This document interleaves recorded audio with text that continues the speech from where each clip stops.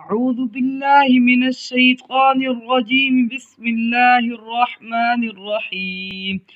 طه ما أنزلنا عليك القرآن لتشقى إلا تذكرة لمن يخشى تنزيلا ممن خلق الأرض والسماوات العلى الرحمن على العرش استوى له ما في السماوات وما في الأرض وما بينهما وما تحت الثرى وإن تجهر بالقول فإنه يعلم السر وأخفى الله لا إله إلا هو له الأسماء الحسنى.